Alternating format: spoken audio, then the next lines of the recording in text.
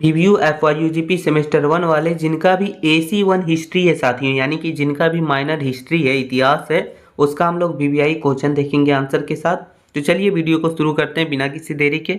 साथियों ये वीडियो बहुत ज़्यादा हेल्पफुल है क्योंकि जितने भी क्वेश्चन लिए गए हैं सब का सब इम्पॉर्टेंट है और आपका जो है न्यू सिलेबस जो है उसी के अकॉर्डिंग है।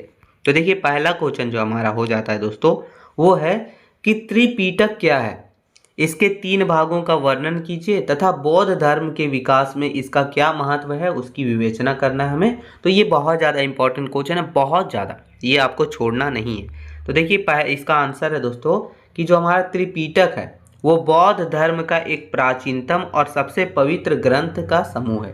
यानी जो त्रिपिटक है वो बौद्ध धर्म का जो है वो बहुत ही पुराना और बहुत ही पवित्र ग्रंथ समूह है। महात्मा बुद्ध के महापरिनिर्वाण यानी मृत्यु के बाद उसकी शिक्षाओं को संकलित करने के लिए विभिन्न बौद्ध संगतियों आयोजित की गई। यानी जैसे ही महावीर बुद्ध का जन्म हुआ था उसके बाद उनकी शिक्षा वगैरह को संकलित करने के लिए बहुत सारा जो है सम्मेलन वगैरह आयोजित किया गया जहां इन विचारों को लिपिबद्ध किया गया। त्रिपिटक शब्द का अर्थ है 3 टोकरियां। त्रिपिटक मतलब 3 टोकरियां। ये ग्रंथ जो है दोस्तों वो मूल रूप से पाली भाषा में लिखे गए हैं और बौद्ध धर्म के हीनयान मत का प्रमुख आधार है ये। यानी कि ये समझिए जो त्रिपिटक है वो बौद्ध धर्म का एक प्रमुख ग्रंथ समूह है जो महात्मा बुद्ध के मृत्यु के बाद इनकी शिक्षाओं को संकलित करने के लिए ये त्रिपिटक का जो है लिपिबद्ध किया गया और उसका नाम त्रिपिटक दिया गया है जिनका मतलब होता है 3 टोकरियां। आगे देखेंगे जो त्रिपिटक है दोस्तों उसके 3 प्रमुख भाग के बारे में, यानी कौन कौन से 3 प्रमुख भाग हैं। तो पहला हो गया विनय पिटक। तो यह खंड मुख्य रूप से बौद्ध संघ के अनुशासन और नियमों वगैरह से रिलेटेड है, इसी से संबंधित है। इसका विषय वस्तु देखा जाए तो लिखा है दोस्तों कि इसमें भिक्षाओं और भिक्षुनियों के दैनिक जीवन, उसके पहनावे, भोजन और व्यवहार वगैरह के लिए कठोर नियम वगैरह इसमें दिए गए हैं। और इसका महत्व क्या है, जो हमारा पहला पिटक है उसका महत्व जो है दोस्तों वो लिखा है कि यदि कोई भिक्षु नियमों का उल्लंघन करता है तो उसके लिए प्रायश्चित और दंड वगैरह का विधान भी इसी में वर्णित किया गया है। इसके प्रमुख भाग जो है दोस्तों वो पाती, मौख्य, महावज्ञ और चुल्लवज्ञ वगैरह हैं। ठीक है, ये इनके प्रमुख भाग हैं। अब दूसरा हमारा जो हो जाता है वो है सुंत पिटक। इसे बौद्ध धर्म का विश्वकोश या फिर धर्मकोश माना जाता है। यह जो है त्रिपिटक का सबसे बड़ा और बहुत ही महत्वपूर्ण भाग होता है। इसका विषय वस्तु देखा जाए तो इसमें बौद्ध के विभिन्न उपदेश वगैरह और सिद्धांत वगैरह का संग्रह है। ये उपदेश संवाद और कहानियों के रूप में इसमें लिखा गया। ठीक है, ये दूसरा पिटक में लिखा गया। इसके प्रमुख निकाय के बारे में देखा जाए तो देखिए लिखा है कि इसके अंतर्गत 5 निकाय आते हैं। कौन कौन से? पहला हो गया दीर्घ निकाय, फिर है मंजिम निकाय, फिर है संयुक्त निकाय, अंगुत्तर निकाय, चुंदक निकाय। प्रसिद्ध गातक कथाएं चुंदक निकाय का ही एक हिस्सा है। तो ये प्रमुख निकाय जो है हमारा दूसरा पिटक में आता है। तीसरा पिटक है दोस्तों जो है अभिधम्म पिटक। ठीक है, अभिधम्म पिटक। तो यह सूत पिटक में दिए गए सिद्धांतों को दार्शनिक और मनोवैज्ञानिक व्याख्या करने का काम करता है। विषय वस्तु देखिए लिखा है कि इसमें बौद्ध की शिक्षाओं का विश्लेषण, तर्क और दर्शन के आधार पर इसका किया गया। यानी उसके जो बौद्ध के शिक्षा वगैरह उसका विश्लेषण किसके आधार पर किया गया है, तो तर्क और दर्शन के आधार पर। यह आम लोगों के बजाय विद्वानों और उच्च जिज्ञासुओं वगैरह के लिए है ये। ठीक है, इसकी विशेषता देखा जाए दोस्तों तो देखिए लिखा है कि यह प्रश्नोत्तर शैली में लिखा गया, यानी क्वेश्चन वगैरह की शैली में, प्रश्न वगैरह की शैली में लिखा गया। और इसमें मन और चेतना के स्वरूप पर गहरा प्रभाव डाला जाता है। तो ये त्रिपिटक जो है हमारे वो त्रिपिटक का है। आगे देखेंगे कि बौद्ध धर्म के विकास में इसका क्या महत्व रहा है त्रिपिटक का। तो त्रिपिटक ने बौद्ध धर्म को एक वैश्विक धर्म बनाने में बहुत ही बड़ी भूमिका निभाई है। चलिए एक एक करके देखते हैं कौन कौन सी भूमिका निभाई है। तो पहला कि शिक्षाओं का स्वामित्व। बौद्ध ने खुद कुछ नहीं लिखा था। त्रिपिटक के संकलन ने बौद्ध के विचारों को लुप्त होने से बचा लिया और आने वाली पीढ़ियों के लिए एक प्रमाणित स्रोत प्रदान करने का काम किया। यानी जो बौद्ध जी थे, महात्मा बुद्ध थे, उन्होंने खुद कुछ नहीं लिखा, लेकिन त्रिपिटक के माध्यम से उसको संकलन करके बौद्ध के विचारों को सभी लोगों ने लिखा और उसे जो है आने वाली पीढ़ियों के लिए एक प्रमाणित स्रोत प्रदान करने का भी काम किया। दूसरा है संघ का संगठन। दोस्तों, विनय पिटक के नियमों के कारण बौद्ध संघ हजारों वर्ष तक संगठित रह सका। अनुशासन को स्पष्ट नियमों ने भिक्षुओं के बीच विवादों वगैरह को सुलझाने में भी मदद किया। तो ये दूसरा महत्व हो गया। तीसरा महत्व है दोस्तों वैचारिक स्पष्टता। अभिधम्म पिटक ने बौद्ध धर्म को केवल एक नैतिक मार्ग नहीं बल्कि एक उच्च स्तरीय दर्शन के रूप में भी स्थापित किया। इसके तत्कालीन वैदिक और जैन दर्शनों के साथ शास्त्रार्थ में बौद्ध धर्म को मजबूती भी देने का काम किया था। तो ये महत्व है तीसरा। चौथा महत्व है सांस्कृतिक और भाषाई प्रभाव। त्रिपिटक के कारण पाली भाषा का भी प्रचार हुआ। जैसे जैसे ये ग्रंथ श्रीलंका, तिब्बत और चीन वगैरह में पहुँचे, इसके अनुवाद ने उन देशों को स्थानीय संस्कृति और साहित्य वगैरह को भी प्रभावित करने का भी काम किया था। तो ये हो गया चौथा प्रभाव। पांचवा प्रभाव है दोस्तों, वो है नैतिक समाज का निर्माण। सूत पिटक की सरल शिक्षाओं ने आम जनता को अहिंसा, सत्य और करुणा का मार्ग वगैरह दिखाया, जिससे समाज में एक बड़ी नैतिक क्रांति भी आई। ठीक है, तो ये सभी देखिए हमारा त्रिपिटक के बारे में था। बौद्ध धर्म के विकास में इसका महत्व क्या था, ये सभी चीज़ हमने देखने का प्रयास किया। निष्कर्ष चलिए लिखा है। निष्कर्ष लिखा है दोस्तों, जो हमारा त्रिपिटक है वो केवल धार्मिक पुस्तक नहीं है बल्कि ये बौद्ध धर्म की आत्मा भी है। इन्होंने बौद्ध की शिक्षाओं को संस्थागत रूप दिया और इसे एक क्षेत्रीय विचार से उठाकर एक विश्वव्यापी धर्म में परिवर्तन करने का भी काम किया। तो ये इंपॉर्टेंट क्वेश्चन था। पहला क्वेश्चन आपको हर हाल में कर लेना। अब क्वेश्चन नंबर दूसरा की ओर देखेंगे दोस्तों। क्वेश्चन नंबर दूसरा है कि मिलिंद पन्हा का परिचय देते हुए इसके ऐतिहासिक महत्व का वर्णन कीजिए। ये भी आपके सिलेबस में दिया गया है और ये भी इंपॉर्टेंट क्वेश्चन में से एक है। तो चलिए समझते हैं। आंसर है दोस्तों कि मिलिंद पन्हा बौद्ध साहित्य का एक अनमोल रत्न है जो ईसा पूर्व 2री शताब्दी से भारत में झलक प्रस्तुत करता है। यह ग्रंथ जो है दोस्तों वो पाली भाषा में गद्य शैली में लिखा गया है। जो हमारा मिलिंद पन्हा है वो यह मात्र एक धार्मिक पुस्तक नहीं है बल्कि यह यूनानी तर्कशास्त्र और भारतीय अध्यात्म के अद्भुत मिलन का प्रतीक है। यानी जो हमारा मिलिंद पन्हा है वो जो है बौद्ध साहित्य का एक अनमोल रत्न है। ये सिर्फ धार्मिक पुस्तक नहीं है बल्कि इसी के साथ साथ ये जो है यूनानी तर्क शास्त्र और भारतीय अध्यात्म का अद्भुत मिलन का प्रतीक के रूप में ये माना जाता है मिलिंद पन्हा। चलिए आगे देखेंगे कि इसके ग्रंथ का स्वरूप के बारे में और इसकी संरचना के बारे में।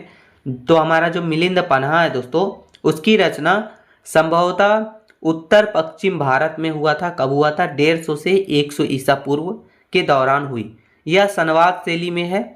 इसमें 7 भाग है यानी कि 7 अध्याय दी गई है। चलिए कौन कौन सा है? तो पहला हो गया हमारा प्रस्तावना।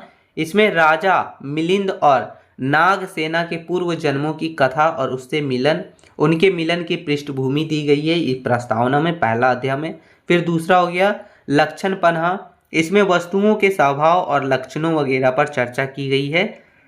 फिर तीसरा हो गया दोस्तों विमति चच्छेदन पन्हा। ठीक है, चच्छेदन पन्हा, इसमें दार्शनिक शंकाओं वगैरह का समाधान है। फिर हमारा अगला हो गया मेंढक पन्हा। यह सबसे बड़ा भाग है। इसमें परस्पर विरोधी प्रतीत होने वाले बुद्ध के वचनों की व्याख्या की गई है। फिर अगला हमारा साथियों वो है अनुमान पन्हा। इसमें निर्वाण और बोध के अस्तित्व पर अनुमान आधारित वगैरह तर्क इसमें दिया गया है। फिर हमारा हो गया धूतांग, भिक्षुओं के कठिन तप वगैरह के नियमों वगैरह का वर्णन इसमें दिया गया है। फिर हमारा अगला है वो लास्ट जो 7वां है दोस्तों वो है कि औपम कथा पन्हा। तो उपमाओं और उदाहरणों के माध्यम से उच्च दार्शनिक साहित्य का बोध किया गया। तो ये 7 अध्याय के रूप में बताया गया है हमारा मिलिंद पन्हा को। आगे देखेंगे कि जो हमारा मिलिंद पन्हा है उसका ऐतिहासिक महत्व क्या है, यानी कि ये जो ग्रंथ है जो कि बौद्ध धर्म का है उसका ऐतिहासिक महत्व क्या है। तो देखिए, पहला महत्व हो गया कि हिंद यवन यानी इंडो ग्रीक वगैरह इतिहास का प्रमाणिक स्रोत है ये। तो देखिए, लिखा है कि इतिहासकारों के लिए यह ग्रंथ मिनांडर के अस्तित्व का सबसे बड़ा साहित्यिक प्रमाण है। इससे पता चलता है कि यवन शासकों ने केवल भारत पर आक्रमण नहीं किया बल्कि वे यहाँ की संस्कृति और धर्म पर पूरी तरह से रच बस गए थे। यह ग्रंथ मिनांडर की राजधानी सकाल को व्यापार और शिक्षाओं के लिए एक महान केंद्र के रूप में चित्रित करने का काम करती है। तो ये पहला ऐतिहासिक महत्व है। दूसरा महत्व हो गया वो है दोस्तों सांस्कृतिक समन्वय का प्रतीक। मिलिंद पन्हा यूनानी और भारतीय विचारधाराओं के बीच एक सेतु का काम करते थे, यानी उन दोनों के बीच एक सेतु का काम किया करते थे। संवाद की शैली सुकराती पद्धति की याद दिलाती थी, जहां प्रश्नों के माध्यम से सत्य तक पहुंचा जाता है। यह भारत की सांस्कृतिक समावेशित का प्राचीनतम उदाहरण में से एक है जो हमारा मिलिंद पन्हा है। फिर तीसरा महत्व हो गया दोस्तों वो है कि बौद्ध दर्शन के वैज्ञानिक व्याख्या के बारे में। तो इस ग्रंथ ने बौद्ध धर्म के कठिन सिद्धांतों वगैरह को सरल उदाहरणों से समझाने का प्रयास किया। नागसेना ने रथ का उदाहरण देकर आनंदवाद को सिद्ध किया, जैसे रथ के पहिए, धुरी और ढांचे को अलग कर देने पर रथ नाम का कोई वस्तु शेष नहीं रहती, वैसे ही मनुष्य पंच स्कंधों का समूह है, कोई अस्थाई आत्मा नहीं है। इस तर्क ने बौद्ध दर्शन को एक तार्किक और मनोवैज्ञानिक मजबूती देने का प्रदान किया। तो ये हमारा तीसरा ऐतिहासिक महत्व है। चौथा महत्व है दोस्तों वो है तत्कालीन भूगोल और अर्थव्यवस्था। ग्रंथ में कई नगरों, नदियों और व्यापारिक वस्तुओं का उल्लेख भी है। इसमें नौकायान और विदेशी व्यापार वगैरह का संदर्भ भी मिलता है, जो दर्शाता है कि उस समय भारत का व्यापारिक संबंध जो है पश्चिम के साथ बहुत ही अच्छा था, बहुत ही अत्यंत सुदृढ़ था। ठीक है। फिर हमारा पांचवा महत्व है वो है मुद्रा शास्त्र के साथ मेल। तो पुरातत्वविदों को मिनांडर के ऐसे सिक्के मिले हैं जिन पर पाली में महाराजेश धर्मिकिस यानी महान धर्मनिष्ठ राजा और बौद्ध धर्मचक्र का अंकित भी उसमें मिला है। मिलिंद पन्हा इन पुरातात्विक साक्ष्यों को एक ऐतिहासिक संदर्भ और कहानी प्रदान देने का भी काम करता है। फिर छठा हो गया हमारा साथियों वो है कि धर्म का विकास। तो यह ग्रंथ जो है थेरवाद बौद्ध धर्म के सिद्धांत को प्रतिनिधित्व करता है, लेकिन इसके तर्क और विश्लेषण ने भविष्य में महायान संप्रदाय के उदय के लिए भी आधार तैयार किया था। तो ये सभी जो है हमारा मिलिंद पन्हा का ऐतिहासिक महत्व है साथियों। अब आगे देखेंगे कि सामाजिक और आर्थिक जीवन की झलक जो है इसका वो देखेंगे। तो ग्रंथ ने संवादों के माध्यम से हमें उस समय की समाज के बारे में भी पता चलता है, यानी उसके संवाद के माध्यम से हमें उस समय का समाज कैसा था वो पता चलता है। उस समय की शिक्षा पद्धति देखा जाए तो शास्त्रार्थ और वाद विवाद को शिक्षा का सर्वोच्च स्तर माना जाता था। व्यवसाय के रूप में देखा जाए तो उसमें स्वर्णकार हुआ करते थे, लोहार हुआ करते थे, बढ़ई हुआ करते थे और समुद्र पार व्यापार करने वाले व्यापारियों वगैरह का उल्लेख जो है वहाँ मिलता है। ठीक है, मिलिंद पन्हा में मिलता है। फिर न्याय व्यवस्था देखा जाए तो राजा के दरबार में न्याय की प्रक्रिया और मंत्रियों की भूमिका का वर्णन भी मिलता है। तो ये सभी हमारा जो मिलिंद पन्हा है उसके बारे में था साथियों। निष्कर्ष देखा जाए तो देखिए लिखा है कि मिलिंद पन्हा इस बात का सबूत है कि बौद्ध धर्म कितना तार्किक था। इसने दिखाया कि कैसे एक विदेशी राजा भारतीय दर्शन और तर्क से प्रभावित होकर बौद्ध धर्म बन गया और जो है यानी बौद्ध बन गया। ठीक है, प्रभावित होकर महात्मा बुद्ध बन गया। यह ग्रंथ इतिहास और धर्म के मिलन का एक बहुत ही शानदार उदाहरण में से एक है। तो ये हमारा दूसरा क्वेश्चन था, बहुत ही इंपॉर्टेंट क्वेश्चन था, आपको कर लेना है। आगे क्वेश्चन नंबर तीसरा देखेंगे दोस्तों कि महावस्तु ग्रंथ की विषय वस्तु और ऐतिहासिक उपयोगिता का विवेचना कीजिए। तो चलिए देखेंगे, ये भी आपके सिलेबस के अकॉर्डिंग बहुत ज़्यादा इम्पोर्टेंट है। आंसर है साथियों कि महावस्तु जो हमारा है वो बौद्ध साहित्य का एक विशाल और अत्यंत महत्वपूर्ण ग्रंथ है। यानी ये जो महावस्तु ग्रंथ है वो बौद्ध साहित्य का एक बहुत ही बड़ा और बहुत ही महत्वपूर्ण ग्रंथ है। यह बौद्ध धर्म के महासंघिक संप्रदाय के लोकोत्तरवाद शाखा का प्रमुख ग्रंथ है। यह ग्रंथ मुख्य रूप से संस्कृत और प्राकृत के मिश्रण, जिसे मिश्रित संस्कृत कहा जाता है, उसी में रचा गया है। यद्यपि यह विनय पिटक का हिस्सा माना जाता है, परंतु इसमें बौद्ध के जीवन की कथाओं और दार्शनिक सिद्धांतों का इतना विस्तार है कि इसमें एक स्वतंत्र जीवनी ग्रंथ के रूप में भी देखा जाता है। यानी ये जो हमारा ग्रंथ है वो बौद्ध धर्म साहित्य का एक बहुत ही बड़ा ग्रंथ है। और ये जो है दोस्तों, ये इसकी भाषा जो थी वो संस्कृत और प्राकृत के मिश्रण भाषा से बनी हुई है, इसीलिए इसे मिश्रित संस्कृत कहा जाता है और उसी में ये रचना की गई है। और ये जो है विनय पिटक का ही हिस्सा माना जाता है, लेकिन इसमें महात्मा बुद्ध के जीवन की कथाओं और दार्शनिक सिद्धांतों का इतना विस्तार से लिखा गया है कि इसे एक जो है जीवनी ग्रंथ के रूप में भी देखा जाता है। चलिए आगे देखेंगे कि ग्रंथ की विषय वस्तु के बारे में। तो महावस्तु की कथा वस्तु बुद्ध के अस्तित्व की और 4 अलग अलग चरणों में विभाजित की करती है। कौन कौन से चरण वो देखेंगे। तो पहला हो गया हमारा अतीत चर्या। इसमें बुद्ध के उन पिछले जन्मों का वर्णन है जब वे एक साधारण बौद्धिस्त्व वगैरह थे और बौद्धस्त्व के लिए प्रयास कर रहे थे। इसमें विशेष रूप से दीपांकर बुद्ध की कथा है, जिन्होंने सबसे पहले भविष्यवाणी की थी कि सिद्धार्थ भविष्य में बुद्ध बनेगा। तो ये अतीत की चर्चा की गई है। फिर दूसरा चरण हो गया हमारा, वो है वर्तमान चया। यह भाग जो है दोस्तों वो ऐतिहासिक बुद्ध यानी गौतम बुद्ध के जीवन पर केंद्रित है। इसमें उसके जीवन की अलौकिक घटना, उसके बचपन के चमत्कार, महल का विलासितापूर्ण जीवन और फिर दुखों को देखकर हुए वैराग्य वगैरह का मार्मिक चित्रण किया गया है, जो कि वर्तमान चर्या भी हो गया। फिर हमारा अगला हो गया बौद्धिस्त्व की दास भूमिया। ठीक है, तो महावस्तु की सबसे विशिष्ट विषय वस्तु जो है वो 10 भूमियों का सिद्धांत है। यह वर्णन करता है कि साधक कैसे हर्ष से लेकर ज्ञान का बादल तक दास अवस्थाओं को पार कर बोधत्व प्राप्त करने का काम करता है। यह सिद्धांत आगे चलकर महायान दर्शन का भी प्राण बना था। फिर हमारा अगला हो गया दोस्तों, वो है कि संवाद और जातक कथाएं। इसमें लगभग 80 जातक कथाएं संकलित हैं। इनमें से कई कथाएं जो है वो पाली त्रिपिटक की कथाओं से मिलती जुलती है, लेकिन यहाँ उन्हें अधिक दार्शनिक और अलौकिक विस्तार दिया गया है।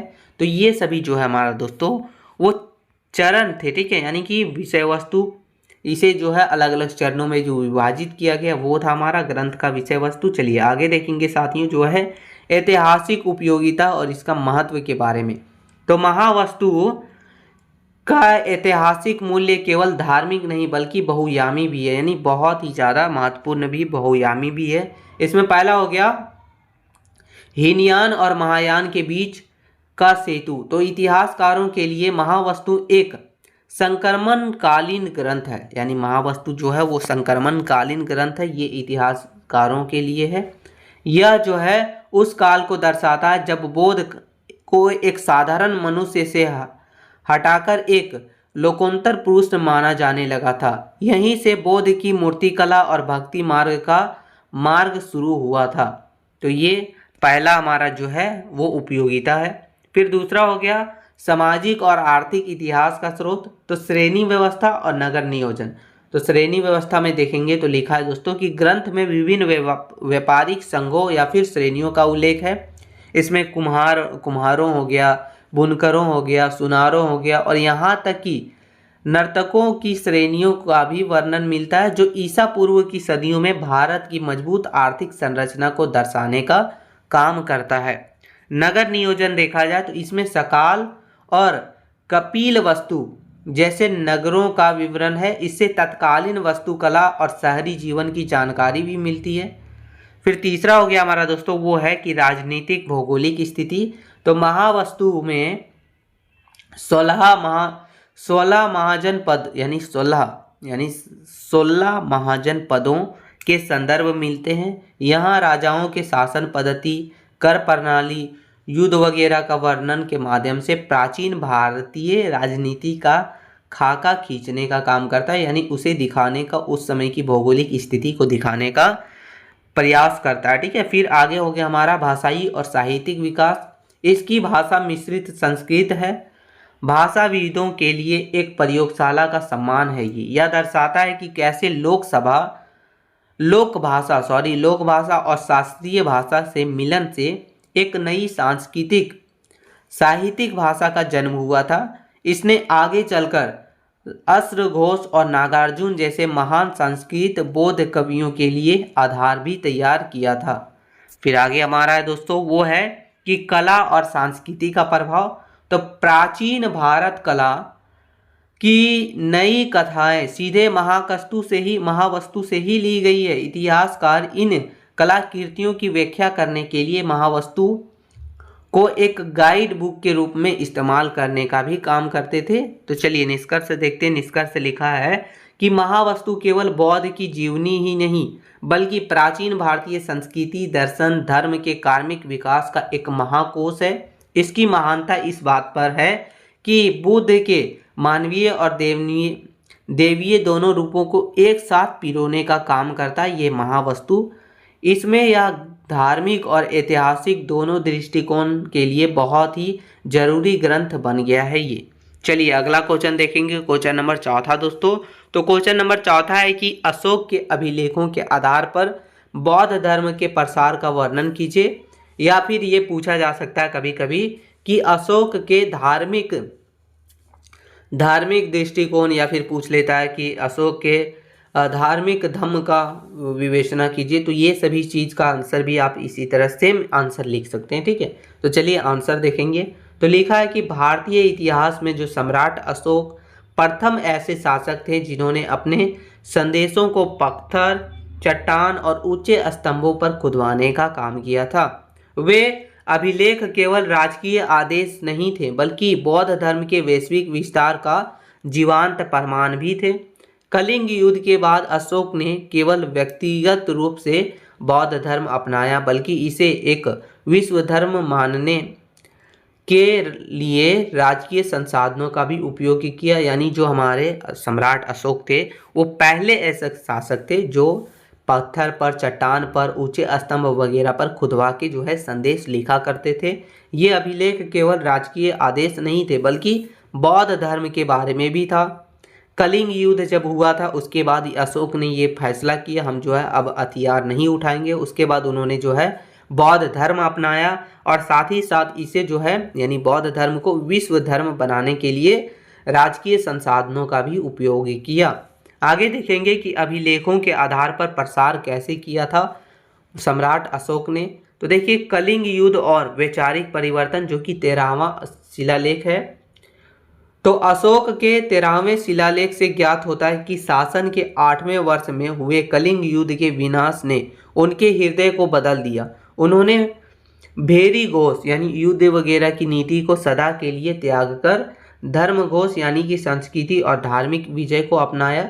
यहीं से जो है बौद्ध धर्म के राजकीय प्रसार की आधिकारिक शुरुआत हुई। यानी जैसे ही कलिंग युद्ध हुआ तो उसमें जो विनाश वगैरह हुआ था वो सभी चीज़ों को देख के जो हमारा सम्राट अशोक है वो युद्ध की नीति को छोड़ दिया और धार्मिक नीति वगैरह को जो है अपनाया और यहीं से जो है बौद्ध धर्म के राजकीय प्रसार की आधिकारिक शुरुआत हुई थी।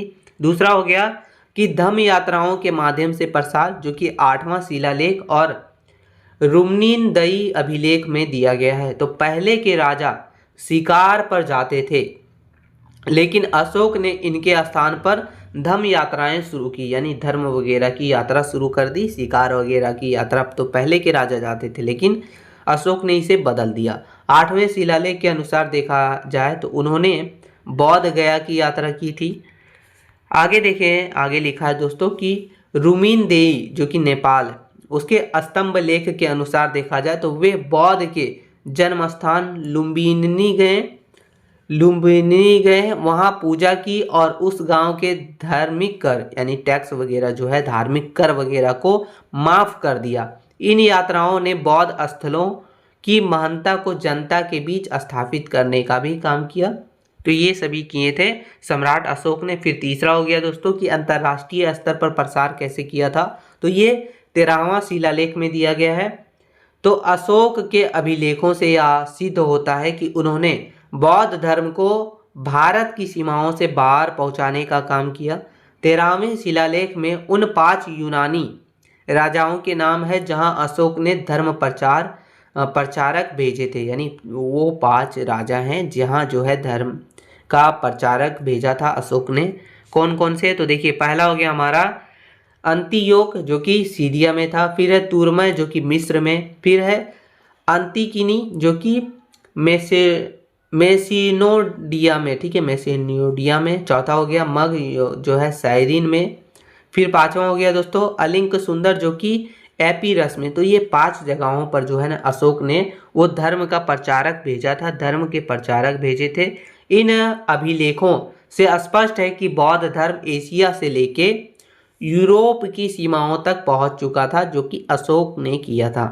फिर चौथा हो गया कि धम्म महापात्रों की नियुक्ति जो कि 5वां शिलालेख में दिया गया है। तो अशोक ने अपने शासन के 14वें वर्ष धम्म महापात्र नामक अधिकारियों का एक नया वर्ग बनाया जो कि 5वें शिलालेख के अनुसार था। इसका मुख्य काम क्या हुआ करता था, जो अधिकारी बनाया गया जो कि धर्म महापात्र के नाम से, वो अधिकारियों का क्या मुख्य काम हुआ करता था, तो उसका मुख्य काम हुआ करता था कि जितने भी वर्ग के लोग हैं, चाहे वे सैनिक हो, ब्राह्मण हो, अनाथ हो या फिर वृद्ध वगैरह के बीच जाकर धर्म वगैरह का प्रचार करना और उनकी नैतिक उन्नति वगैरह करना, तो ये सभी अधिकारियों का काम हुआ करता था। धम्म महापात्र का काम हुआ करता था। यह बौद्ध धर्म के संगठित प्रचार का पहला ऐतिहासिक उदाहरण है, ठीक है। फिर आगे हो गया दोस्तों कि संघ में एकता और अनुशासन जो कि लघु स्तंभ लेख में दिया गया है। तो प्रचार के साथ साथ यानी प्रसार के साथ साथ अशोक धर्म की शुद्धता के प्रति भी गंभीर थे। सारनाथ, सांची और कौसंबी के लघु स्तंभों में उन्होंने स्पष्ट आदेश दिया कि जो भी भिक्षु या फिर भिक्षुनी संघ में फूट डालेगा उसे सफेद वस्त्र पहन के संघ से बाहर निकाल दिया जाएगा। यह दर्शाता है कि अशोक ने बौद्ध संघ को संगठित रखने के लिए राजकीय शक्ति का भी प्रयोग किया था। यानी वो जो है प्रसार के साथ साथ क्या करते थे कि उन्होंने एक जो है आदेश दिया कि जो भी भिक्षु या फिर भिक्षुनी संघ में फूट डालने का काम करेगा उसे सफ़ेद वस्त्र पहनाकर संघ से बाहर निकाल दिया जाएगा। तो ये सभी चीज़ से पता चलता है कि अशोक जो है वो बौद्ध धर्म से रिलेटेड यानी बौद्ध संघ को संगठित करने के लिए जो राजकीय शक्ति है उनका भी प्रयोग किया करते थे। छठा हो गया दोस्तों वो है ये धर्म की सिद्धांत और व्यक्तिगत आस्था, भाब्रू बेसराट शिलालेख। तो देखिए लिखा है कि यद्यपि अशोक की धम्म एक नैतिक संहिता थी, लेकिन भ्रव्य शिलालेख में वे स्पष्ट रूप से कहते हैं कि मगध का राजा प्रियदर्शी बौद्ध धम्म और संघ का अभिवादन करता है। इसी अभिलेख में उन्होंने भिक्षुओं के लिए 7 बौद्ध ग्रंथों का अध्ययन का सुझाव भी दिया है, यानी कि 7 बौद्ध ग्रंथों का अध्ययन करना चाहिए ऐसा जो है सुझाव दिया है ये इसी अभिलेख में, जो धर्म के प्रति उसकी गहराई की निष्ठा को दर्शाने का काम करता है। फिर अगला हो गया दोस्तों हमारा वो है कि जन कल्याण और अहिंसा जो कि एकला और दोरा शिलालेख में दिया गया है। तो अशोक ने पशु बलि वगैरह पर प्रतिबंध लगा दिया, मनुष्यों के साथ साथ पशुओं के लिए भी चिकित्सालय वगैरह खुलवाने का काम किया अशोक ने। बौद्ध ने अहिंसा और जीव दया के इन सिद्धांतों को व्यवहार में लाकर अशोक ने आम जनता को बौद्ध जीवन की पद्धति की ओर आकर्षित करने का काम किया, अट्रैक्ट करने का काम किया। तो ये सभी देखा जाए तो अशोक के अभिलेखों का प्रमुख जो है वो अभी के उसके अशोक के अभिलेखों के आधार पर जो है बौद्ध धर्म का प्रसार जैसे कैसे हुआ था, ये सभी चीज़ों को हमने समझने का प्रयास किया इस क्वेश्चन में साथियों। चलिए निष्कर्ष देखते हैं। तो लिखा है दोस्तों कि अशोक के अभिलेखों का विश्लेषण करना ही यह स्पष्ट होता है कि उसका काल में बौद्ध धर्म एक क्षेत्रीय संप्रदाय से निकलकर एक मानवतावादी विश्व धर्म बन गया। उन्होंने तलवार के बल पर नहीं बल्कि धम्म विजय यानी नैतिक जीत के माध्यम से लोगों के दिलों पर राज किया। आज दक्षिण पूर्वी एशिया और श्रीलंका में जो बौद्ध धर्म का जो स्वरूप दिखता है, उसकी नींव जो है वो अशोक ने ही इसी शिलालेख और प्रयासों के माध्यम से किया था। चलिए आगे क्वेश्चन नंबर हम लोग 5वां देखेंगे दोस्तों। क्वेश्चन नंबर 5वां है कि फरहान के भारत यात्रा वृतांत का वर्णन कीजिए। जो फरहान था जो कि चीनी यात्री था, उसके यात्रा वृतांत का वर्णन करना हमें। तो चलिए देखेंगे। फरहान का जन्म चीन के युवांग नामक स्थान पर हुआ था। वह एक कट्टर बौद्ध भिक्षु था। क्या था? कट्टर बौद्ध भिक्षु था। उसके भारत आने का मुख्य उद्देश्य क्या था? तो उसका मुख्य उद्देश्य था कि जो विनय पिटक है यानी कि बौद्ध अनुशासन का नियम वगैरह को प्रमाणित कुर्तियों वगैरह की प्रति वगैरह की खोज करना और बौद्ध से जुड़े पवित्र स्थानों वगैरह का दर्शन करना, ये उसका जो है उद्देश्य था फरहान का, जो कि चीनी यात्री था। उन्होंने अपने यात्रा का विवरण जो है फो कुओ की यानी बौद्ध राजाओं का विवरण नामक ग्रंथ में संकलित करने का काम किया है। चलिए आगे देखेंगे कि यात्रा का वितरण के बारे में। तो पहला हो गया राजनीतिक स्थिति और प्रशासन। यद्यपि फरहान जो है उसका उद्देश्य धार्मिक था और उन्होंने तत्कालीन राजा चंद्रगुप्त दूसरे यानी चंद्रगुप्त द्वितीय विक्रमादित्य के नाम का उल्लेख नहीं किया, फिर भी उसने गुप्त शासन की भूरी भूरी प्रशंसा की है यानी थोड़ा थोड़ा प्रशंसा किया है।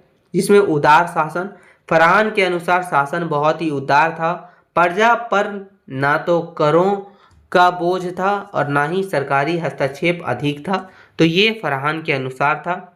आगे न्याय व्यवस्था देखा जाए तो गुप्त काल की दंड संहिता बहुत ही कोमल थी। मृत्यु दंड नहीं दिया जाता था। अपराधों के लिए मुख्य रूप से अर्थदंड वगैरह यानी जुर्माना वगैरह लगाया जाता था। बार बार राजद्रोह करने पर केवल दाहिना हाथ काट दिया जाता था। तो ये सभी उस समय की न्याय व्यवस्था थी गुप्त काल की।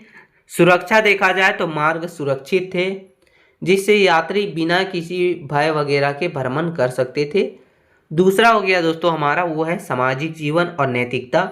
फरहान ने भारतीय समाज को बहुत ही शाकाहारी और अनुशासित बताया है। खान पान में देखा जाए तो मध्य देश उत्तर भारत के लोग अहिंसक थे। वे मांस प्याज लहसुन वगैरह का सेवन नहीं करते थे और ना ही मदिरा पान किया करते थे, शराब वगैरह। ठीक है, बाजारों में कसाई खाने या शराब दुकानें नहीं थी। तो ये फरहान ने बताया है। चंडालों की स्थिति देखा जाए तो फरहान ने समाज के एक सहा पक्ष का भी वर्णन किया। उन्होंने चंडालों वगैरह यानी अछूत वगैरह का भी उल्लेख किया है जो नगर के बाहर रहते थे। वे नगर में आते थे तो लकड़ी पीटते हुए चलते थे ताकि लोग उनकी आवाज़ सुनकर दूर हो जाए और उन्हें उनके स्पर्श से अपवित्र ना हो। तो ये उस समय की स्थिति थी। ये फरहान ने दिखाने का काम किया है अपने यात्रा के माध्यम से। फिर आगे हो गया चरित्र। तो लोग ईमानदार थे और दान पुण्य में विश्वास रखा करते थे। धनी लोग जो है गरीबों के लिए धर्मशालाएं और चिकित्सालय वगैरह बनवाने का काम करते थे। तो ये उस समय की जो है दोस्तों वो उस समय की सामाजिक जीवन और नैतिकता है। आगे देखा जाए तो आर्थिक समृद्धि के बारे में। तो देखिए व्यापार और मुद्रा। फरहान के अनुसार दैनिक लेन देन में कौड़ियों का उपयोग हुआ करता था। कौड़ी के माध्यम से जो है वो दैनिक लेन देन या फिर कुछ वस्तुओं वगैरह खरीदी जाती थी। उस समय व्यापार वगैरह किया जाता था। जबकि सोने के सिक्के उच्च स्तर के व्यापार में चलते थे यानी बड़े स्तर के व्यापार वगैरह के लिए सोने के सिक्के चलते थे और छोटे मोटे लेन देन के लिए कौड़ियाँ चलती थी। ठीक है, आगे देखा जाए लिखा है दोस्तों कि पाटलिपुत्र का वैभव। उसने पाटलिपुत्र में सम्राट अशोक के राजमहल को देखा और कहा कि इसे मनुष्यों ने नहीं बल्कि देवताओं ने बनाया है, ऐसा कहा था फरहान ने। यहाँ उसने एक बड़े अस्पताल का वर्णन किया है जहां मुफ्त भोजन और इलाज की व्यवस्था थी। तो ये फहान ने अपने यात्रा में जो रिसर्च किया उसमें बताया था। धार्मिक स्थिति देखा जाए उस समय की, तो देखिए बौद्ध धर्म का केंद्र था उस समय। फहान ने मथुरा, कनौज और पाटलिपुत्र को बौद्ध धर्म के प्रमुख केंद्रों के रूप में पाया। उन्होंने देखा कि हीनयान और महायान दोनों संप्रदाय शांतिपूर्वक रह रहे हैं। फिर धार्मिक सहिष्णुता देखा जाए, यद्यपि गुप्त वंश जो है वैष्णव थे यानी कि हिंदू थे, लेकिन वे बौद्धों के प्रति अत्यंत उदार थे। ब्राह्मण और बौद्ध भिक्षु समाज में परस्पर सम्मान के साथ रहते थे, यानी दोनों जो है सम्मान के साथ रहा करते थे। उत्सव देखा जाए तो उसने पाटलिपुत्र के रथ यात्रा का उत्सव का वर्णन किया है, जहां बौद्ध की मूर्तियों को रथों पर सजाकर पूरे शहर में घुमाया जाता था। पांचवा हो गया दोस्तों, वो है कि शिक्षा और साहित्य। फहान ने पाटलिपुत्र के 2 बड़े मठों में 3 वर्ष तक रहकर संस्कृत सीखी और बौद्ध ग्रंथों के नकल तैयार करने का भी काम किया। फहान ने उसने पाया कि शिक्षा का केंद्रों में अनुशासन और पंडित्य वगैरह का स्तर बहुत ही ऊंचा था। तो ये उसने फहान ने पाया। आगे देखेंगे कि इसका ऐतिहासिक महत्व और इसकी उपयोगिता के बारे में। तो देखिए पहला हो गया कि गुप्त काल का दर्पण। तो फहान का विवरण गुप्त काल के सुख, शांति और समृद्धि की पुष्टि करने का काम करता है। विश्वसनीयता, चूंकि यह एक विदेशी था तो उसका कोई भी राजनीतिक स्वार्थ नहीं था, इसलिए उसका वर्णन काफ़ी हद तक जो है वो सही माना जाता है, निष्पक्ष माना जाता है। फिर आगे तीसरा है दोस्तों कि तुलनात्मक अध्ययन। इतिहासकार फहान के वेदांत यानी उसके जीवनी की तुलना के बाद आए यात्री हैंसोंग के विवरण से करके बौद्ध धर्म के पतन और उत्थान का अध्ययन करने का काम करते हैं। चलिए निष्कर्ष देखते हैं। निष्कर्ष लिखा है दोस्तों कि जो हमारा फहान है, फहान का विवरण हमें बताता है कि गुप्त काल में भारत शांतिपूर्ण, समृद्धि और नैतिक रूप से बहुत ही उन्नत था। उसके अनुसार उस समय का प्रशासन उदार था, लोग ईमानदार और शाकाहारी थे और बौद्ध धर्म पूरी तरह से सुरक्षित और फल फूल रहा था। उसका लेखन गुप्त काल को भारत का स्वर्ण युग सिद्ध करने में सबसे बड़ा प्रमाण माना जाता है। तो ये फहान के जीवन वृत्तांत या फिर यात्रा वृत्तांत के बारे में था या फिर यात्रा का विवरण के बारे में था। ये पूछा जा सकता है, बहुत ही इंपॉर्टेंट क्वेश्चन है। आगे क्वेश्चन नंबर 6 देखेंगे मित्रों। तो क्वेश्चन नंबर 6 है कि चीनी यात्रियों के वृत्तांतों को ऐतिहासिक स्रोत के रूप में मूल्यांकन कीजिए, यानी जितने भी चीनी यात्री थे उनके जीवनी या फिर उनके वृत्तांतों को ऐतिहासिक स्रोत के रूप में मूल्यांकन करना है हमें। तो देखिए आंसर लिखा है दोस्तों कि प्राचीन भारतीय इतिहास के पुनर्निर्माण में विदेशी यात्रियों के विवरणों का विशेष स्थान है। इसमें चीनी यात्री सबसे महत्वपूर्ण माने जाते हैं क्योंकि उनका मुख्य उद्देश्य क्या था, बौद्ध धर्म का अध्ययन करना, जिसमें फहान जो कि 5वीं शताब्दी में आए थे, हैंसोंग जो कि 7वीं शताब्दी में, इत्सिंग जो कि 7वीं शताब्दी के अंत में, जैसे यात्रियों ने भारत के सामाजिक, राजनीतिक, धार्मिक और आर्थिक जीवन का वो सजीव चित्रण किया है जो अन्य स्रोतों में दुर्लभ है। ठीक है, तो ये सभी जो है हमारे प्राचीन भारतीय इतिहास के पूर्ण निर्माण में जो है यात्रियों का विवरण बहुत ही विशेष स्थान रखता है। चलिए आगे देखेंगे कि प्रमुख चीनी यात्रियों के बारे में और उनकी कीर्तियां के बारे में या फिर उनके पुस्तक के बारे में, उनकी रचनाओं के बारे में। तो पहला हो गया फहान जो कि 399 से लेके 414 ईसा पूर्व तक माना जाता है। इसकी पुस्तक जो है वो फो कुओ की गुप्त काल यानी चंद्रगुप्त द्वितीय की सुख शांति वगैरह का चित्रण करने का काम करती है। दूसरे जो है वो है हैंसोंग जो कि 629 से लेके 645 ईसा पूर्व तक माने जाते हैं। इसे यात्रियों का राजकुमार कहा जाता है। इसकी पुस्तक जो है CU की हर्षवर्धन के काल का सबसे विस्तृत दस्तावेज के रूप में काम करती है। फिर हमारा तीसरा हो गया इत्सिंग जो कि 671 से 695 तक माने जाते हैं। इसने जो है वो मुख्य रूप से बौद्ध भिक्षुओं की जीवन चया यानी जीवन के जो चया है, जीवन डेली लाइफ रूटीन वगैरह है, वो सभी चीज़ों और नालंदा और विक्रमशिला विश्वविद्यालय पर ध्यान केंद्रित करने का काम किया। तो ये 3 प्रमुख जो है चीनी यात्री हैं। आगे देखेंगे ऐतिहासिक स्रोत के रूप में इनका मुख्य योगदान क्या रहा था। तो पहला हो गया काल कर्म का निर्धारण। भारतीय ग्रंथ जैसे कि पुराण वगैरह में घटनाओं का वर्णन तो है, लेकिन तिथियों का अभाव है। चीनी यात्रियों ने अपनी यात्रा के सटीक वर्ष और राजाओं के शासनकाल का उल्लेख किया है। उदाहरण के लिए देखा जाए तो हॉन्सोंग का विवरण के बिना सम्राट हर्षवर्धन का शासनकाल जो है 606 से लेके 647 ईस्वी तक था। इसका सटीक निर्धारण करना असंभव होता है, यानी इससे जो है सटीक डेट वगैरह पता चल पाया था। वैसे उससे पहले तो पुराण वगैरह थे, उसमें पता चलता था, लेकिन सटीक डिटेल नहीं पता चलता था। तो यात्री वगैरह के माध्यम से, चीनी यात्रियों के माध्यम से सटीक वर्ष वगैरह, सटीक शासनकाल की डेट वगैरह पता चल पाया।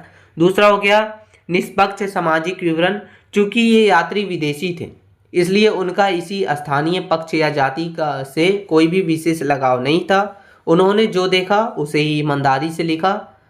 जिसमें देखा जाए फाहान ने गुप्त काल को शांति और अहिंसा का वर्णन किया है, वहीं हैंसोंग ने जो है वो समाज में विभिन्न जातियों, उपजातियों और लोगों के रहन सहन का जो है उसके विस्तार से वर्णन किया, यानी उन सभी के रहन सहन का विस्तार से वर्णन करने का काम हैंसोंग ने किया है।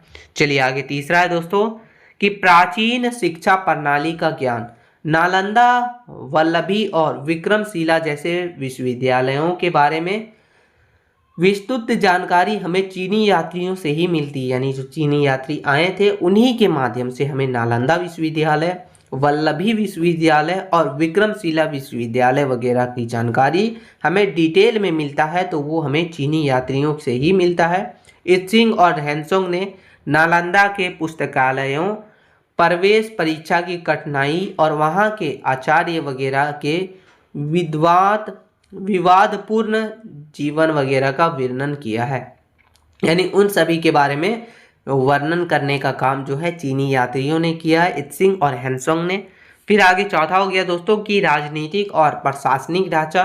तो इन यात्रियों ने तत्कालीन न्याय व्यवस्था और कर प्रणाली यानी टैक्स प्रणाली वगैरह पर प्रकाश डाला। फाहान ने बताया कि गुप्त काल में दंड वगैरह जो है बहुत ही कोमल है, विधान कोमल है, जबकि हैंसोंग ने बताया कि हर्ष के काल में दंड बहुत ही कठोर हो गए थे और मार्ग जो है उतने सुरक्षित नहीं थे। तो ये जो है फाहान और हैंसोंग ने अपने बताया। तो फाहान ने बताया गुप्त काल के बारे में, हैंसोंग ने बताया हर्ष काल के बारे में, हर्षवर्धन काल के बारे में। चलिए आगे देखेंगे कि वृत्तांतों की सीमाओं और उसकी कमियों के बारे में। तो एक ऐतिहासिक स्रोत के रूप में इन वृत्तांतों का मूल्यांकन करते समय इनकी कमियों को नज़रअंदाज नहीं किया जा सकता। तो कौन कौन सी कमी थी? पहला था अत्यधिक धार्मिक झुकाव। इन यात्रियों का मुख्य केंद्र था बौद्ध धर्म था, यानी ये सब जो यात्री आए थे इनका मुख्य केंद्र क्या था? तो बौद्ध धर्म था। इसलिए उन्होंने इन क्षेत्रों और घटनाओं पर अधिक ध्यान दिया जो बौद्ध धर्म से संबंधित थे। उन्होंने अक्सर तत्कालीन हिंदू धर्म वगैरह यानी जो ब्राह्मणवाद वगैरह की प्रगति को अनदेखा करने का काम किया। तो ये कमी है। दूसरा हो गया कि चमत्कारों का वर्णन।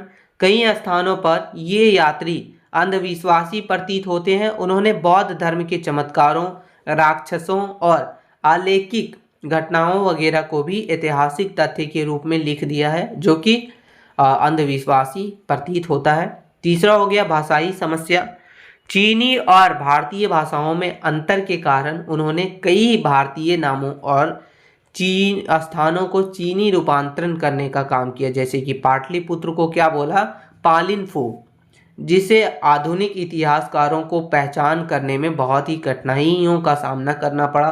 फिर चौथा हो गया पक्षपात की संभावना। हैंसोंग ने यानी हैंसोंग जो थे वो सम्राट हर्षवर्धन के बहुत करीब थे, इसलिए उन्होंने हर्ष की कमियों को छुपाकर उसके एक आदर्श बौद्ध शासक के रूप में बढ़ा चढ़ाकर पेश करने का काम किया, यानी राजा के ज़्यादा करीब होने के कारण उनकी कमियों को छुपाया और उसे जो है बढ़ा चढ़ाकर जो भी उसके अच्छी चीज़ें हैं उसे वर्णन करने का काम किया। तो ये सभी कमियां थी, ये सभी जो है वो लिमिटेशंस रहा था, सीमाएं रही थी। चलिए निष्कर्ष देखते हैं। लिखा है दोस्तों कि चीनी यात्रियों के वृत्तांत भारतीय इतिहास के खोए हुए पन्ने को जोड़ने का काम करते हैं। उन्होंने प्राचीन भारत की सटीक तारीख, शिक्षा प्रणाली और समाज का एक ऐसा आंखें देखा हाल बताया जो भारतीय ग्रंथों में नहीं मिलता।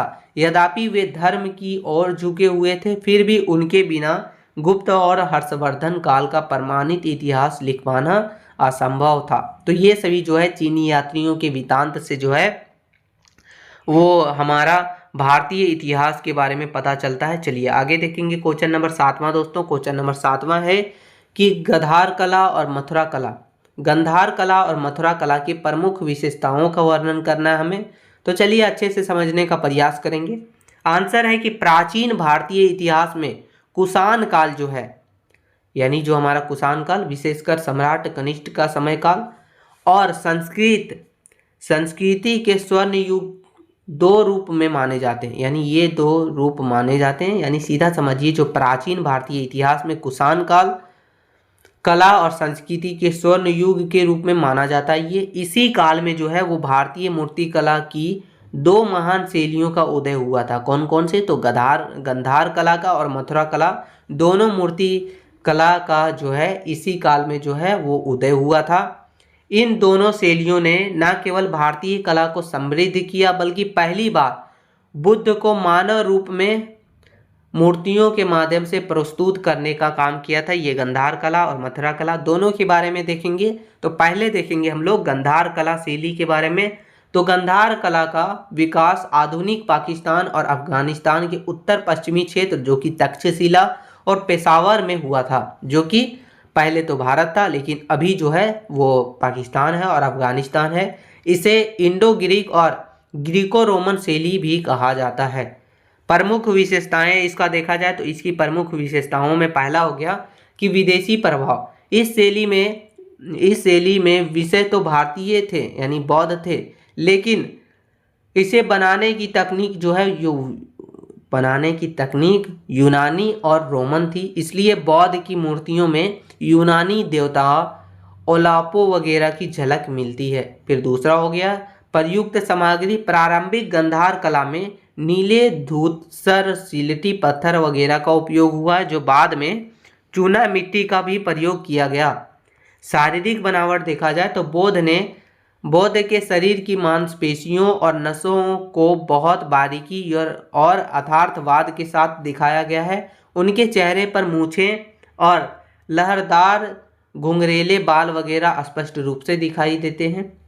वस्त्र विन्यास देखा जाए तो बौद्ध को भारी और मोटे वस्त्र जैसे कि रोमन टोगा वगैरह पहनाए हुए दिखाया गया है, जिससे कपड़ों की सिलवटें बहुत स्पष्ट और सुंदर तरीके से उभरी हुई दिखाई देती है। आभा मंडल तो बौद्ध के सिर के पीछे एक सादा और बिना नक्शी वाला आभा मंडल दिखाया गया है। तो ये जो है हमारा गंधार कला शैली है। फिर हमारा हो गया मथुरा कला शैली दोस्तों। तो मथुरा कला पूर्णतः स्वदेशी शैली थी, यानी जो हमारे देश की थी स्वदेशी शैली थी, जिसका केंद्र उत्तर प्रदेश का मथुरा शहर था। यह शैली कला के विशुद्ध भारतीय आदर्शों का प्रतिनिधित्व करती थी और इसकी प्रमुख विशेषताएं देखा जाए तो देखिए पहला विशेषता है कि स्वदेशी स्वरूप। यह शैली जो है भरहूत और सांची की प्राचीन भारतीय कला परंपरा से निकली हुई थी। यानी ये जो शैली है कहाँ से निकली थी? तो भरहूत और सांची की प्राचीन भारतीय कला से ये निकली हुई थी। इस पर किसी विदेशी शैली का प्रभाव नहीं था, ये पूरा तरीका से स्वदेशी शैली थी। फिर आगे देखा जाए तो धार्मिक विविधता। गंधार कला जहाँ केवल बौद्ध धर्म तक ही ये लिमिट था, वहीं जो हमारा मथुरा कला है वो बौद्ध धर्म, जैन धर्म और हिंदू धर्म, ये तीनों धर्म की मूर्तियों का निर्माण करने का काम करता था। ये हमारा मथुरा कला। ठीक है, आगे हो गया प्रयुक्त सामग्री। तो इसमें चींटीदार लाल बलुआ पत्थर का प्रयोग किया गया जो सीकरी की पहाड़ियों से आता था। ठीक है, तो ये प्रयुक्त सामग्री। बौद्ध की स्वरूप के बारे में देखा जाए तो यहाँ बौद्ध को एक महापुरुष या फिर यक्ष के रूप में हृष्ट पुष्ट और योजस्वी दिखाया गया है। चेहरे पर मूछ नहीं है, चेहरा गोलाकार और मुस्कान युक्त है, यानी खुशी है। सिर पर बाल नहीं है और जो है वो उसनिष्ण यानी कि संकेतित जुड़ा हुआ है। ठीक है, तो ये दिखाया गया बौद्ध का स्वरूप को। वस्त्र विन्यास देखा जाए तो वस्त्र बहुत ही पतले हैं, शरीर से चिपके हुए दिखाया गया है, जो बाएं कंधे को ढकते हुए दिखाई देते हैं। तो ये उस समय की जो हमारा मथुरा कला है उस समय की वस्त्र विन्यास था बौद्ध यानी महात्मा बुद्ध का। फिर है नक्काशीदार आभा मंडल। बौद्ध के पीछे का आभा मंडल बहुत ही बड़ा है और उस पर फूलों और लताओं की सुंदर नक्शी की गई है। तो ये मथुरा कला की जो है शैली थी। अब दोनों शैलियों का ऐतिहासिक महत्व देखा जाए, यानी दोनों शैलियों का महत्व क्या था, तो पहला महत्व हो गया बौद्ध का मानकीकरण, मानवीयकरण। ठीक है, तो इन दोनों शैलियों ने बौद्ध को प्रतीकों से बाहर निकालकर मानव रूप में प्रतिष्ठित करने का काम किया, जिससे भक्ति मार्ग को और भी बढ़ावा मिला। दूसरा हो गया सांस्कृतिक समन्वय इसमें, जिसमें गंधार कला भारत और यूनान के संस्कृति मिलन का प्रतीक बनी। वहीं जो हमारा मथुरा कला है वो भारतीय कला की मौलिकता को जीवित रखने का काम किया। फिर हमारा तीसरा हो गया दोस्तों, तीसरा जो है दोनों के बीच का महत्व जो है, तीसरा महत्व वो है कि गुप्तकालीन कला का आधार। इन दोनों शैलियों की सर्वश्रेष्ठ विशेषताओं के मेल से ही आगे चलकर सारनाथ शैली का जन्म हुआ, जो कि गुप्त काल की कला का चरम शिखर था। यानी यही दोनों शैली के माध्यम से आगे चलकर जो हमारा सारनाथ शैली है उसका जन्म हुआ था, जो गुप्त काल की कला का चरम शिखर के रूप में माना जाता है। फिर आगे देखेंगे, निष्कर्ष देख लेते हैं इसका। तो निष्कर्ष लिखा है दोस्तों कि जो हमारा गंधार और मथुरा कला है वो प्राचीन भारत की रचनात्मक के दो अलग अलग पहलू हैं। जहां गंधार कला अपनी सटीकता और यथार्थवाद के लिए जानी जाती है, वहीं जो हमारा मथुरा कला है वो अपनी आध्यात्मिकता और भारतीयता के लिए प्रसिद्ध है। यानी ये जो है भारत के लिए और आध्यात्मिक के लिए प्रसिद्ध है। इन दोनों शैलियों ने भारतीय मूर्तिकला के इतिहास को एक नई दिशा देने का प्रयास किया था, दिशा प्रदान किया था। ये हमारा गंधार कला और मथुरा कला के बारे में था। तो अगर क्वेश्चन पूछा जाता है तो आपको इसी तरीका से लिखना, बहुत ही इंपॉर्टेंट क्वेश्चन है ये। क्वेश्चन नंबर 7वां दोस्तों। आगे क्वेश्चन नंबर 8वां देखेंगे, तो चलिए देखते हैं। तो क्वेश्चन नंबर 8वां दोस्तों कि हमारा अश्वघोष की रचनाओं में बौद्ध धर्म की सिद्धांतों का वर्णन कीजिए। जो अश्वघोष है उसकी रचनाओं में जो बौद्ध धर्म के सिद्धांत का वर्णन किया गया वो हमें लिखना है। तो चलिए देखेंगे। आंसर है कि महाकवि अश्वघोष कुषाण सम्राट कनिष्ठ के राजकवि और समकालीन थे। उन्होंने संस्कृत साहित्य का प्रथम महान बौद्ध दार्शनिक और कवि माना जाता है। अश्वघोष ने उस समय बौद्ध धर्म का प्रचार किया जब यह हीनयान से महायान की ओर परिवर्तित हो रहा था। उन्होंने शुष्क दार्शनिक सिद्धांतों को काव्य की मधुरता के साथ पिरोने का काम किया ताकि जन सामान्य को आकर्षित कर सके, और उसके प्रमुख रचनाएं जो है वो बौद्ध रचिता, सौंदर्यनंद और शरीपुत्र परकनन है। तो चलिए समझते हैं। कहने का मतलब ये हुआ जो महाकवि अश्वघोष हैं वो कुषाण सम्राट कनिष्ठ के राजकवि हुआ करते थे, और उन्होंने जो है वो संस्कृत साहित्य का प्रथम महान बौद्ध दार्शनिक और कवि माना जाता है। अश्वघोष ने क्या किया कि बौद्ध धर्म का प्रचार तो किया, साथ ही साथ जो है वो जब हीनयान से महायान की और लोग परिवर्तित हो रहे थे तब उन्होंने क्या किया, अपने दार्शनिक सिद्धांतों को काव्य की मधुरता के साथ पिरोने का काम किया ताकि जो भी जन सामान्य को आकर्षित कर सके। और उनकी प्रमुख रचनाओं में से अगर देखा जाए तो बुद्ध चरिता है, यानी बुद्ध चरित, सौंदर्यनंद और शरीपुत्र परकनन, ये सभी जो हैं उनके प्रमुख रचनाएं हैं। आगे देखेंगे कि अश्वघोष की रचनाओं में वर्णित बौद्ध सिद्धांत के बारे में, यानी इनकी रचनाओं में जो बौद्ध सिद्धांत के बारे में जो वर्णन किया गया उसके बारे में। तो पहला हो गया कि संसार की अनियंता। तो अश्वघोष ने अपने महाकाव्य बोधचरित में बौद्ध के वैराग्य की माध्यम से संसार को नश्वरता को सिद्ध किया है। इसके सिद्धांत देखा जाए तो बौद्ध के जीवन की 4 घटनाएं, जिसमें 4 घटनाओं में से पहले हो गया वृद्ध यानी बुद्ध, फिर हो गया रोगी, मृतक और सन्यासी, ये 4 घटनाओं को वर्णन किया है।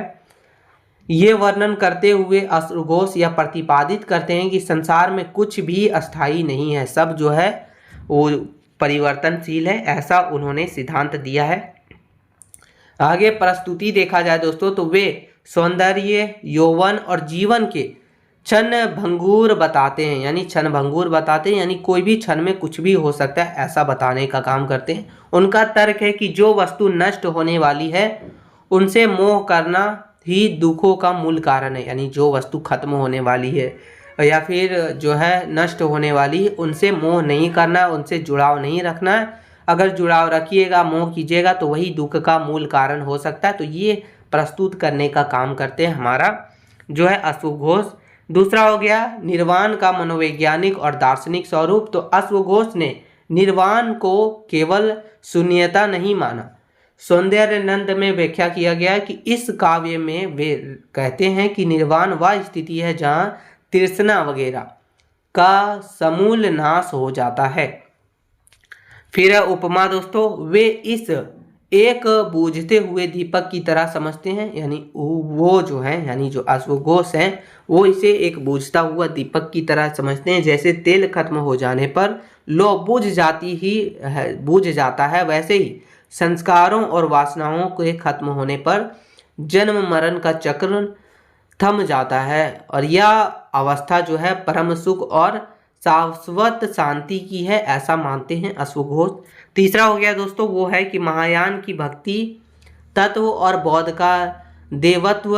अश्वघोष के साहित्य में हमें स्पष्ट रूप से महायान बौद्ध धर्म के बीज दिखाई देते हैं। भक्ति देखा जाए तो उन्होंने बौद्ध को एक ऐतिहासिक व्यक्ति से ऊपर उठाकर एक परमेश्वर या फिर अलौकिक सत्ता के रूप में चित्रित करने का काम किया है महाकवि अश्वघोष ने। करुणा देखा जाए तो बौद्ध की अपार करुणा का वर्णन करते हुए वो कहते हैं कि बौद्ध का जन्म ही मानवता के उद्धार के लिए हुआ है। बौद्ध के प्रति अनुराग और भक्ति को उन्होंने मोक्ष के सुलभ मार्ग बताया।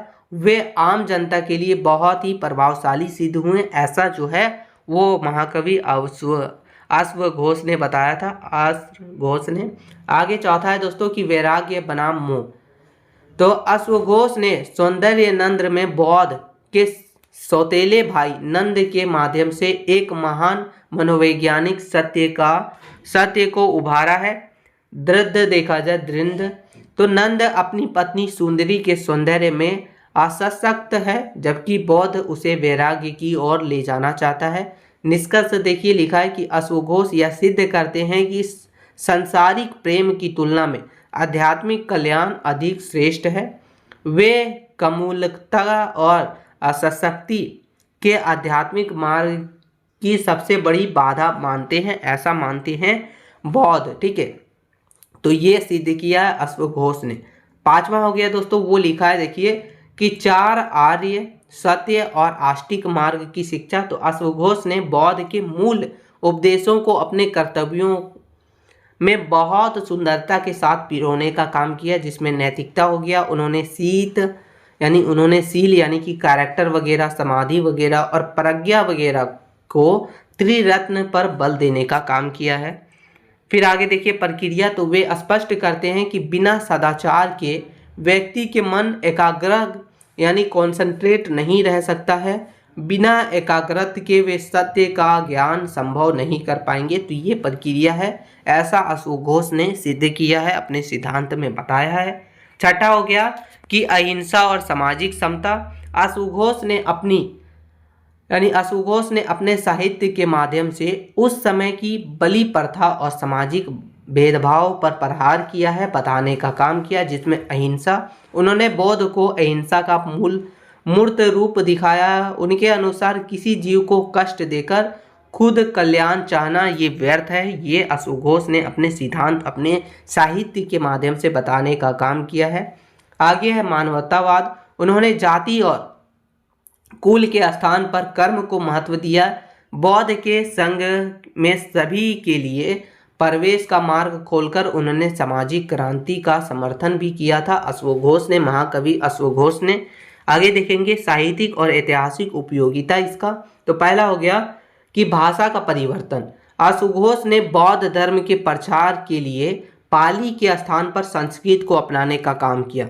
इससे क्या हुआ कि बौद्ध धर्म का सम्मान विद्वानों और ब्राह्मणों के समाज में भी बढ़ा।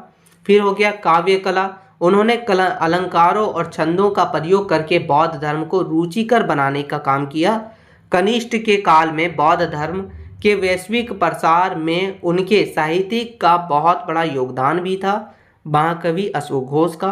तो ये सभी जो है महाकवि अशोकघोष के बारे में था दोस्तों। बहुत ही जो है इम्पोर्टेंट क्वेश्चन है ये। निष्कर्ष देखिए लिखा है, निष्कर्ष हम लोग समझेंगे तो निष्कर्ष लिखा है जो अशोकघोष ने अपनी कविताओं और नाटकों के जरिए बौद्ध धर्म के कठिन नियम वगैरह को बहुत ही आसान और सुंदर बना दिया और समझाने का काम किया। उन्होंने सिखाया कि संसार की हर चीज़ बदलते रहती है, ये जो है वो अशोकघोष ने, महाकवि अशोकघोष ने समझाने का काम किया। इसलिए लालच छोड़कर शांति और करुणा का रास्ता अपनाना चाहिए, ऐसा बताया गया बौद्ध धर्म के अनुसार। उन्होंने बौद्ध को एक भगवान की तरह पेश किया, जिससे जो है आम लोगों के मन में बुद्ध के प्रति भक्ति पैदा हुई और बौद्ध धर्म पूरी तरीक़ा से दुनिया में फैल सका। तो ये था दोस्तों हमारा टोटल 8 प्रश्न है आपके माइनर हिस्ट्री के लिए, ठीक है। यानी आपका जो एसी हिस्ट्री है, एसोसिएटेड कोर हिस्ट्री है, उसके लिए हमने सिर्फ और सिर्फ 8 प्रश्न लिए हैं और ये 8 प्रश्न आपके लिए बहुत ज़्यादा इंपॉर्टेंट है। सभी प्रश्न आपके सिलेबस से ही है और न्यू वाला सिलेबस से ही है, तो आपको कहीं नहीं जाना। 8 प्रश्न अच्छे से कर लेना है और बहुत ही अच्छे से कर लेना। थोड़ा भी हेल्पफुल लगा तो एक छोटा सा लाइक कर दीजिएगा, चैनल पर नए हैं तो सब्सक्राइब करके बेल आइकन को ऑन कर दीजिएगा, ताकि जैसे ही कोई वीडियो अपलोड होगा दोस्तों सबसे पहले आपको नोटिफिकेशन मिल सकेगा। मिलते हैं नई वीडियो में, तब तक के लिए जय हिंद मित्रों।